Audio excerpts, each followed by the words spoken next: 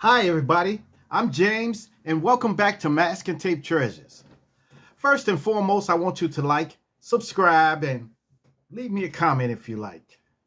And bless your brother on this Cash App, okay? Bless me with it. All right.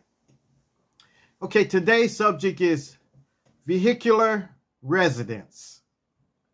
Vehicular residence. All right. Y'all may not believe it, but there's 140,000 people living in their cars here in America. Okay? That they live in cars, vans, RVs, and campers. Yeah. And in spite of most of them, they swear by living in their cars. They say it's the best thing since sliced bread. But it's not. It's not. But most of them can't be tracked because they move around so much, okay? And you're going to move around a lot. So you're going to be using a lot of gas. So when they say they love the van life, that's what y'all need to look up, van life.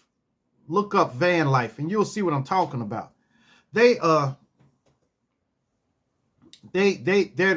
set their vans up or their cars up, and they do little tricks in there too, like put a bed in there, take a seat out and put a bed on that side and stuff like that.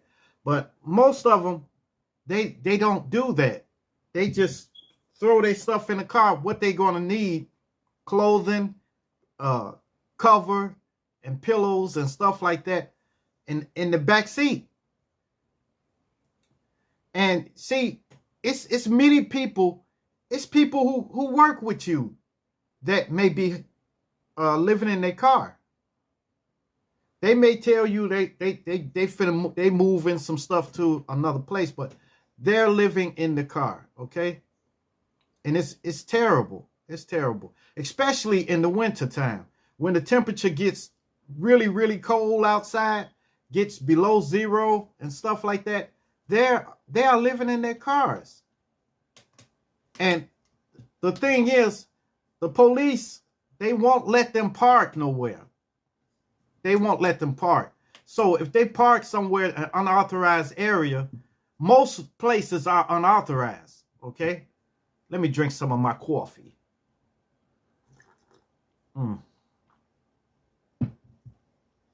Most places are unauthorized, okay? So they can't park. So when they park somewhere, they stay there for a couple of hours, then the police will come up and say, hey, you got to move. This unauthorized area, you got to move from here. You got to move from here. And then they move somewhere else, and then the police tell them they got to move. So this goes on all night until finally they find a place where the police won't hassle them, you know. So you can imagine constantly having to move, constantly have to go somewhere. The police telling you, go, get away from here, you know, or security telling you, get away from here, get away. Everywhere you go and you are tired, you want to go to sleep. Like most people that are living in their cars, they work, but they probably making like minimum wage or something. You know, I'm talking about below minimum wage, maybe $8 an hour, $9, you know, $10 an hour. And they can't survive. They can't make ends meet. They can't make ends meet. It's just they got over their head in bills and everything like that. So if they live in a car, they don't have to pay light and gas bill, but you got to pay for gas. And you got to pay for repairs. If you get a flat tire, you got to pay for that. You know, so there's a lot of things you have to pay for in a car too. It's bad. It's bad. But there's a lot of people that do it. There's a lot of people that do it. You wouldn't imagine. It's a lot of people that do it around your area. Around your area. But you just don't know it. See, that they call that stealth. You know, they call that stealth sleeping and stuff like that. So they will disguise their windows. They would probably put curtains up on their window, but you can't be too obvious with it. You got to put it like it's tent, you know. So you have to black out the windows all the way around, and then you can sleep in there. It's crazy, but I couldn't do it, you know. You constantly somebody knocking at your window. Hey, you got to move that, move it. Then you got to start it up and move. Now they let them park in Walmart parking lot. They let them sleep in there, but it's kind of sketchy because they have signs up say no loitering, no loitering, no loitering. See, some of the people they when they sleep there, if they sleeping in their car and they park there and they sleep in their car, I'm gonna tell you, they throw stuff out their car. They throw stuff out, they pee outside and stuff like that. And they make the lot nasty. So if they would clean up behind themselves, then maybe they can go undetected. Like they can see you parked in their parking lot, but they won't say nothing to you, you know. You know, if you keep it clean, and then in the morning, if you would leave and go somewhere, you know, drive around somewhere, go to somebody's house or something. Yep. Yes, man, it's terrible. It's terrible. So, you know, they have to leave. You know, when you constantly have to be told to move from a certain place, it's terrible. Now, I have tried it before.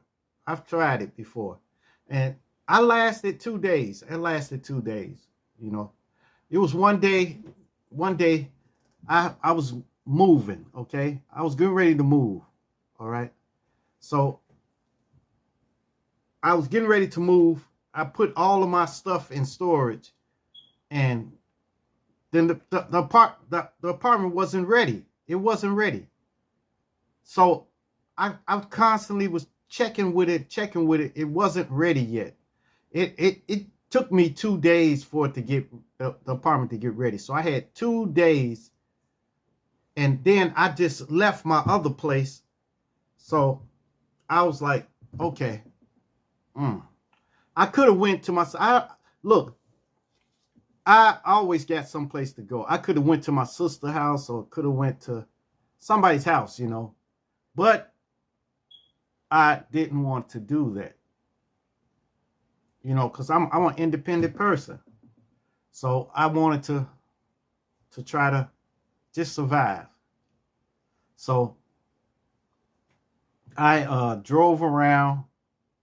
When it got late at night, that's when the trouble started. Everywhere I would park, the police would tell me to move, or a security would tell me that I had to move.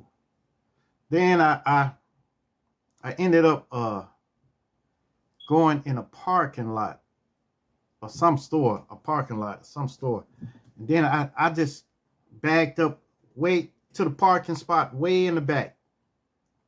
And I was able to sit there for a couple of hours, but then the cars started leaving. When the place closed, cars were leaving. And then I was like, it was like me and a couple of other cars out there. But security came walking. I said, oh man, he coming over here. He said, hey man, what you doing? I said, oh, my vehicle is kind of broke down. I got to let it cool off, then I can move. He said, all right, you got to move. Then I had to go. Then I had to drive again. It got tiring, you know, And then finally, I parked on a residential street. And I let my seat all the way back, you know, and it was dark over there too. So I was able to stay there until like 6 in the morning, something like that. Then I was able to drive around, just drove around. Then the next night, my last night, it got late. So I went to the storage place to get, like, I think a blanket. I think it got cool that night. So I went to the storage place to get some blanket. And then when I came out, I was getting ready to go to the office and it was closed. And I was in there. So I said, hey, I might as well stay here. So I parked my car over to the side and let the seat back and went to sleep. I woke up in the morning and was able to go into the storage place, like I'm finna take some stuff out. Took a couple of things out and then I left. But that was terrible. I probably wouldn't be able to make it, But they make it by getting a gym membership, a gym membership. But they don't work out. Some of them don't work out. They go there and they go straight to the showers. They take a shower and wash up and everything, brush their teeth, comb their hair and everything like that. Then they come back out and they get to their car and then they're able to do that. That's how they mostly survive doing that. They mostly have a gym membership. So you get your gym membership and then you be able to, shower and stuff like that, and probably get a little workout on too, But see, it's hard because you've got to, even the quality of food, you've got to eat a lot of fast food when you're out there. Because you can't cook in the car, I guess you can get a barbecue grill, but where you gonna set up the grill at? Maybe you can go to the park and barbecue or something. But when it get cold and when it's raining, it's not feasible, So most of the time you're gonna be eating fast food, and with eating that fast food, your health gonna decline, So I wouldn't advise you to sleep in your car. Like, go to a relative. Go to a relative. Tell them you're just going to stay just for a couple of weeks or something until you find you a little apartment. If you can't afford it, then get you a 1-bedroom apartment, a studio or something. Anything is better than being out in the elements, okay? When it's real hot outside, man, it's terrible in the car. But people go to the library. They go to the library. They come in there and they sit in the library all day until the library closes. Then they go to the car, then drive, But you got to keep your car gassed up. So if you see, the thing is, they can't get food stamps and stuff. They can't really get their Social Security and stuff like that. They can get it, but they got to use somebody's address. But if you don't have family or friends like that, where's you gonna have them to send everything to? But the food stamps now, they have they put it on a card. So it's a debit card, but you have to have an address, a physical address, before you can get all of that. And if you go in there and don't have an address, then, you out, But, a lot of them, they get food stamps and stuff like that, or Social Security checks. They have to get they got to get it. But if they don't have no address, they won't be able to get it sent there. Yeah, it's bad, man. It's bad. Yeah, I've known a lot of people. One day it was where I worked at, it was a guy, and he used to come to work every day. He'd come to work. He would come to work, and he would work too. And he would stay over. If you needed him to stay over, he would stay over. He would get overtime. He was busting them in their A, getting overtime. And I said, well, we're going to call him Marcus. You know, I don't want to tell that man business out. Marcus he would come in there, and then one day, he's supposed to have been gone, but I didn't see him come past because it was one way that all the employees left out. They left out through the employees' entrance, okay? And he didn't leave out. So it was getting late, and I said, where's Marcus? He said, he's still in here somewhere. I said, well, he's off now. We didn't need no overtime. We didn't know, you know. So I walked around, and I walked down in the basement.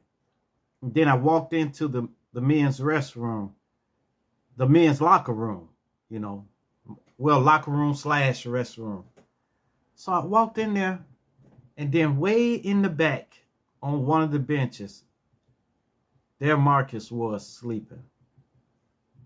So I woke him up. I said, hey, Marcus, man, what you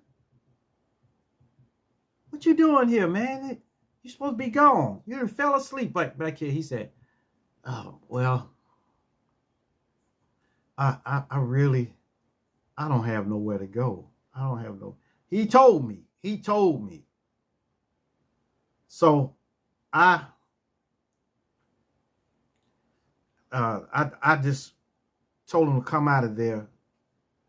And we walked upstairs, and I told him, I said, hey, look, I'm going to put you in a room, okay? You can get you some sleep, but you got to find someplace. You making enough money. You making well enough money. And we're going to get our checks in a couple of days. So I can look out for you, okay? I'll look out for you. And I looked out for him for 3 days. Every time I would put him in a room that's not occupied, you know. So after that, he still was doing it. So I couldn't do it no more. I told him, I can't put you in a room no more, man. We got the rooms are full. Okay. Then he was back in the locker room sleeping. So I told security he got to go.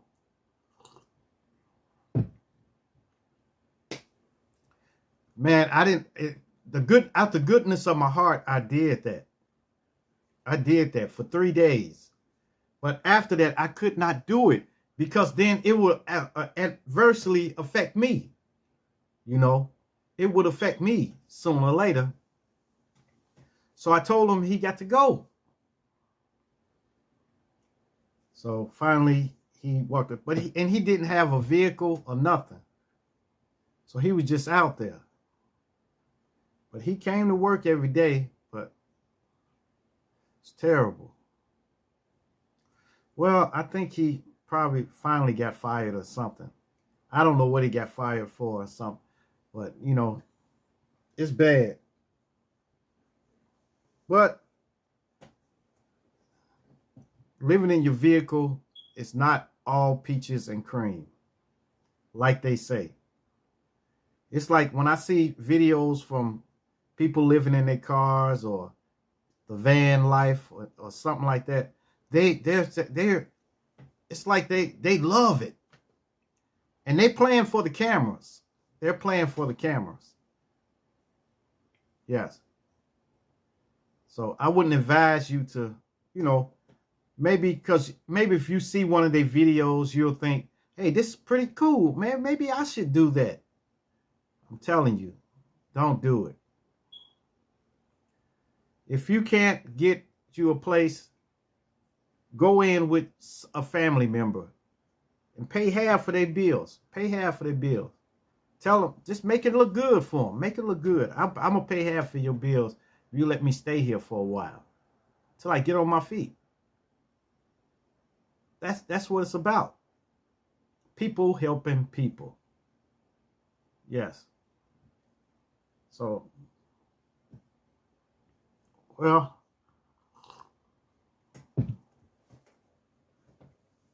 yeah, I'll never do that again.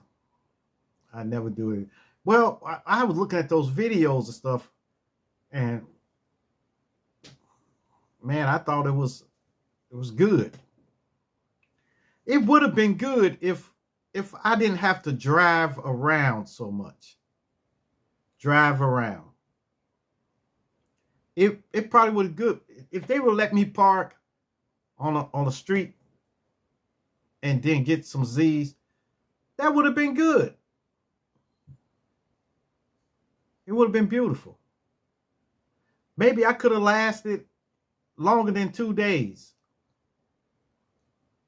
You know, maybe I could have lasted a week, you know, but there's no way you can actively park somewhere without people telling you to move. It's not. All right, you guys. All right, that's it for my Mask and Tape Treasures. Make sure you like, subscribe, and leave me a comment if you like. And hit that bell notification. Hit that bell notification so that you know every time I upload a new video. And share, share, share. Share my videos so that this gets around to everyone, okay? All right? And subscribe to my channel. Subscribe. All right. That will make me happy. It would. Subscribe. All right. Peace.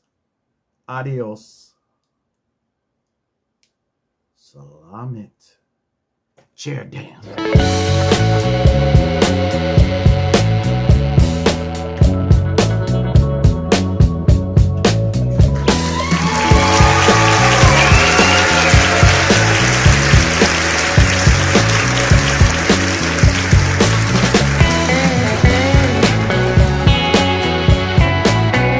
Oh my God.